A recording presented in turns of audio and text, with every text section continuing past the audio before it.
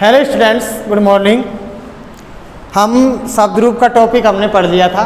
आज हम संस्कृत विषय में धातु रूप का टॉपिक पढ़ेंगे। धातु रूपाणी धातु रूप। सबसे पहले बात करते हैं अपन कि धातु किसे कहते हैं, धातु की परिभाषा क्या है। क्रिया का निर्माण जिससे होता है, क्रिया का निर्माण जिससे होता है, जिससे किया जाता है, उसके मूल रूप को संस्कृत भाषा में धातु कहा जाता है। क्रिया का निर्माण, जो भी अपन कार्य करते हैं और उस कार्य को जिसकी सहायता से किया जाता है, उसका जो मूल रूप होता है उसको संस्कृत में धातु कहा जाता है। अर्थात कहने का अर्थ क्या हुआ कि क्रिया के मूल रूप को धातु कहा जाता है। जो भी कार्य कर रहा है उसका मूल रूप क्या है, उसको क्या कहते हैं, संस्कृत में धातु कहते हैं। अब धातु जो होती है वो कई प्रकार की होती है। मुख्य रूप से धातुएं 3 प्रकार की होती हैं, जिनको जैसे 1 नंबर पर है परस्मयी पदी धातु, परस्मयी पदी धातु। दूसरे नंबर पर है आत्मनेपदी, आत्मनेपदी। और तीसरे नंबर पर है उभयपदी। धातु 3 प्रकार की होती है, लेकिन हमारे पाठ्यक्रम में, हमारे सिलेबस में केवल परस्मयी पदी धातुओं का ही प्रयोग किया गया है। तो हम परस्मयी पदी धातुओं के बारे में पढ़ेंगे। अब जैसे पठ लिख धातु है, पठ या लिखिया है धातु, जो कि हमने पढ़ा है कि संस्कृत में क्रिया का निर्माण जिससे होता है उसके मूल रूप को संस्कृत में धातु कहते हैं। तो पठ पढ़ना, लिख लिखना, ये क्या है, धातु है। और इनसे हम क्रियापद बनाते हैं। पठ से बन गया पठती, लिख से बन गया लिखतु, आदि क्रियापद बनते हैं। अब जैसे कि ये पठती क्रियापद है, अब इस क्रियापद का मूल रूप क्या है, इसका मूल रूप है पठ। इसी प्रकार से लिखतु है, तो लिखतु का मूल रूप क्या है, लिख है। यानी कि जो भी हमने क्रियापद बनाया है वो क्रियापद का मूल रूप क्या है, उसको ही संस्कृत में क्या कहा जाता है, धातु कहा जाता है। तो ये पठती पठ से बना है, लिखतु लिख धातु से बना है। 3 प्रकार की होती है, परस्मयी पदी, आत्मनेपदी और उभयपदी। लेकिन हमारे सिलेबस में, हमारे पाठ्यक्रम में कौन से प्रकार की धातु हैं, परस्मयी पदी धातु। अब ये संस्कृत में इन धातुओं के साथ में लकार काम में लिए जाते हैं, लकार प्रयुक्त किए जाते हैं। संस्कृत में वैसे तो 10 प्रकार के लकार होते हैं, लेकिन ये भी हमारे पाठ्यक्रम के अनुसार 5 प्रकार के लकार ही निर्धारित हैं, जो कि हम 5 प्रकार के लकारों के बारे में अध्ययन करेंगे। जिसमें सबसे पहला हमारा लकार है लट लकार। इस लट लकार को वर्तमान काल भी कहा जाता है, कि जो प्रेजेंट समय में अपन जो कार्य करते हैं, वर्तमान समय में जो भी कार्य करते हैं, वहाँ लट लकार का प्रयोग किया जाता है। और लट लकार में कौन सा काल आता है, वर्तमान काल आता है। यानी वर्तमान काल की क्रियाओं के लिए लट लकार का प्रयोग किया जाता है। जैसे छात्र, पढ़ती, तुम, लिखसी, आवाम, क्रीड़ाओ आदि। जैसे छात्र पढ़ती, छात्र पढ़ता है, तुम लिखसी, तुम लिखते हो, आवाम क्रीड़ाओ है, हम दोनों खेलते हैं। तो इस प्रकार वर्तमान काल की क्रियाओं के लिए लट लकार वर्तमान काल का प्रयोग किया जाता है। जो कार्य हम वर्तमान काल में कर रहे हैं, प्रेजेंट टाइम में कर रहे हैं, उसके लिए लट लकार की क्रियाओं का प्रयोग किया जाता है।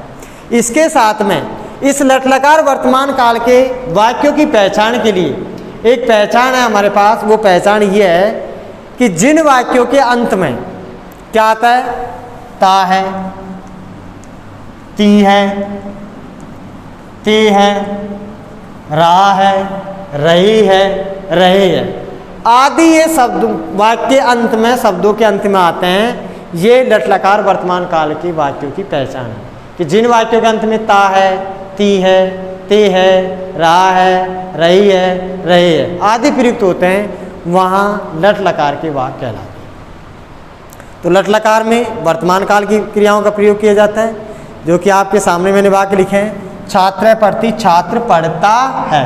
तो अब छात्र पढ़ता है, अब पढ़ता है में ता है आ रहा है। तुम लिखसी, तुम लिख रहे हो आ रहा है। आवाम क्रीड़ावे, हम दोनों खेलते हैं, तो ते है आ रहा है। तो ये पहचान बताइए मैंने आपको कि ता है, ती है, ते है, जैसे सीता विद्यालय जाती है तो ती है। इस तरह से ये पहचान है लट लकार वर्तमान काल के वाक्यों की। यानी वर्तमान काल में जो भी अपन कार्य करते हैं वहाँ लट लकार का प्रयोग किया जाता है। दूसरा लकार आता है हमारा लोट लकार। लोट लकार जिसको आज्ञार्थक काल भी कहा जाता है, जो आज्ञा देने के लिए काम आता है। आज्ञा देने के अर्थ में इस लोट लकार का प्रयोग किया जाता है। जैसे आज्ञा काल या आज्ञा देने के अर्थ में क्रिया के रूप में लोट लकार में चलते हैं। जैसे स पढ़तु, वह पढ़े, तुम पढ़ो, एम पठानी, मैं पढ़ूँ। तो यहाँ आज्ञा दी जा रही है, एक व्यक्ति द्वारा दूसरे व्यक्ति को आज्ञा दी जा रही है, तुम पढ़ो, तुम खेलो, तुम दौड़ो। तो यहाँ आज्ञा दी जा रही है, उस आज्ञा का पालन किया जा रहा है, तो वहाँ लोट लकार आज्ञार्थक काल का प्रयोग किया जाता है।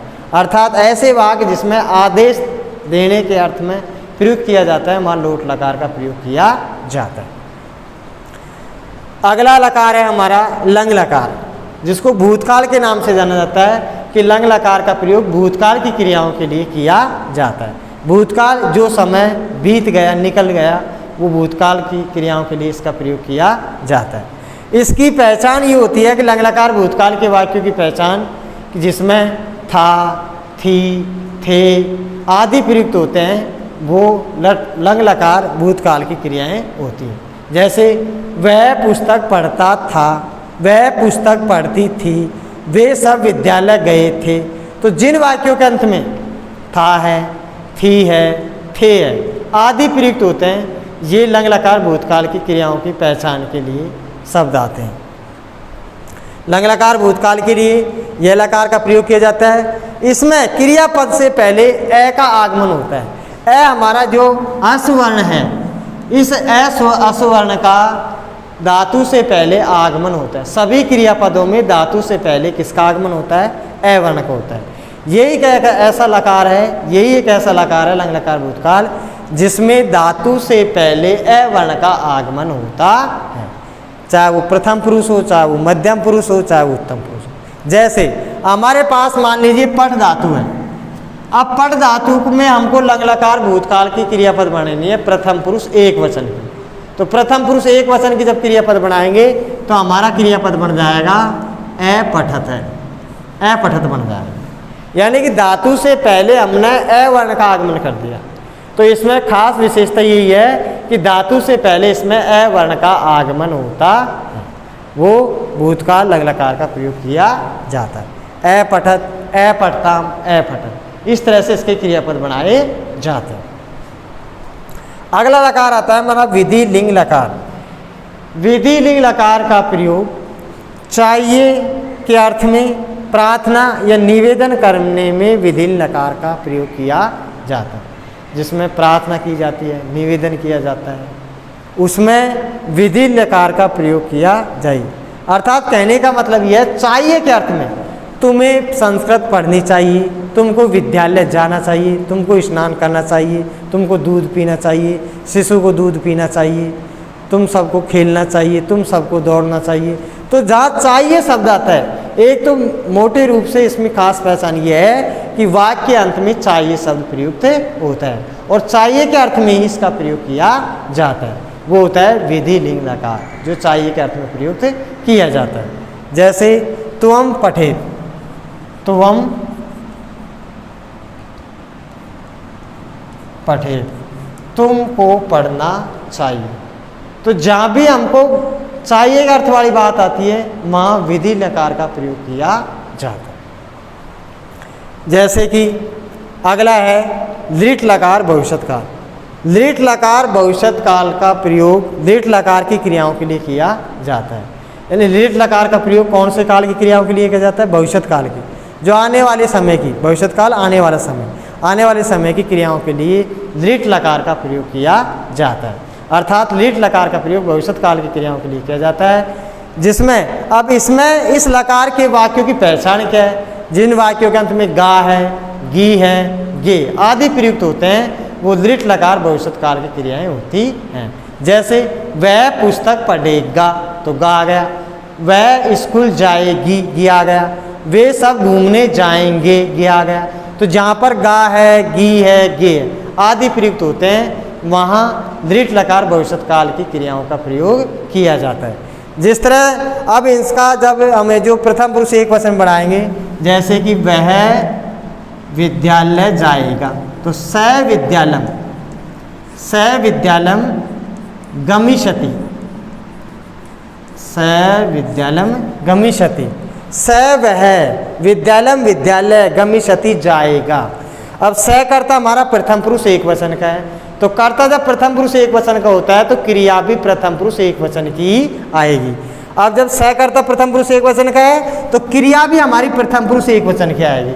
अब गमिष्यति जो है ये प्रथम पुरुष एक वचन की क्रियापद है। अब गमिष्यति जो है इसका मूल रूप क्या है, इसका मूल शब्द क्या है, गम, और गम से क्या बना है, गच्छ बना है। लेकिन ये भी ध्यान रखना है कि गच्छ धातु एक ऐसी है, गम का गच्छ होता है, इस गच्छ धातु में नृट लकार भविष्यत काल में गम से ही इसके रूप बनते हैं, जबकि 4 लकारों में इसके गम के स्थान पर गच्छ से रूप बनाया जाता है। लेकिन नृट लकार भविष्यत काल की क्रिया में गम से ही इसके रूप बनाता है। तो जब गम से अब एक प्रथम पुरुष एक वचन का क्रियापद बनाएंगे तो ये बनेगा गमिष्यति, गमिष्यति, गमिष्यते, गमिष्यन्ति, क्योंकि हमारे कर्ता के अनुसार क्रिया चलती है। कर्ता जिस पुरुष जिस वचन को होता है, क्रिया भी उसी पुरुष उसी वचन की लगाई जाती है। इस प्रकार से संस्कृत भाषा में पुरुष भी 3 प्रकार के होते हैं, प्रथम पुरुष, मध्यम पुरुष और उत्तम पुरुष। जैसे कि संस्कृत भाषा में जो पुरुष होते हैं वो पुरुष 3 प्रकार के होते हैं। जैसे प्रथम पुरुष, प्रथम पुरुष जिसको दूसरा नाम या अन्य नाम अन्य पुरुष के नाम से भी जाना जाता है, यह इसका उपनाम हो गया अन्य पुरुष, प्रथम पुरुष या अन्य पुरुष। जिसके विषय में कहा जाए, जिसके विषय में कहा जाए वो कहलाता है प्रथम पुरुष अर्थात अन्य पुरुष। जिसके विषय में कहा जाए वो कहलाता है प्रथम पुरुष या अन्य पुरुष। जैसे इसका जो कर्ता होता है प्रथम पुरुष अन्य पुरुष का, वो होता है स, तव और ते।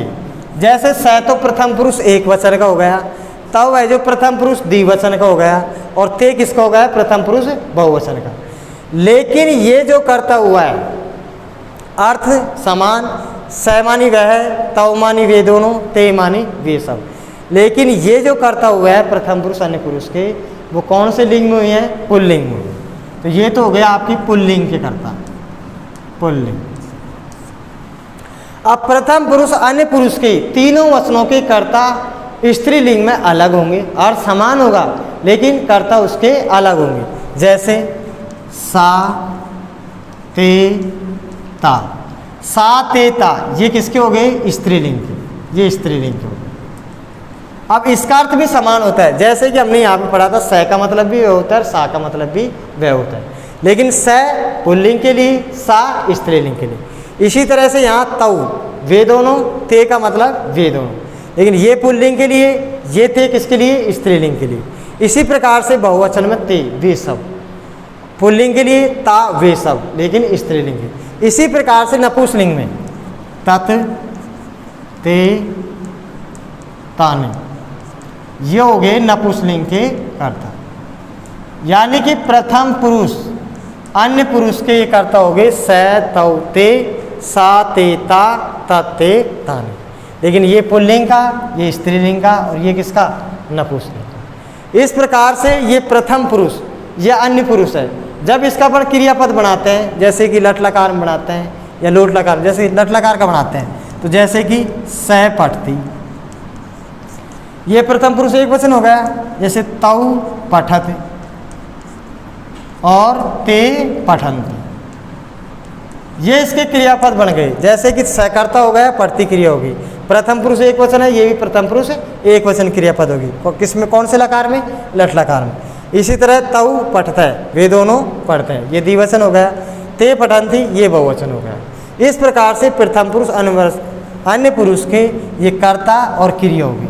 इस प्रकार से ये प्रथम पुरुष आपका पूरा हुआ। अगला जो आपका पुरुष है मध्यम पुरुष, उसको अपन नेक्स्ट वीडियो में पढ़ेंगे। आपको कोई भी बात समझ में नहीं है तो आप कमेंट बॉक्स में लिख के हमको ज़रूर बताएं। धन्यवाद।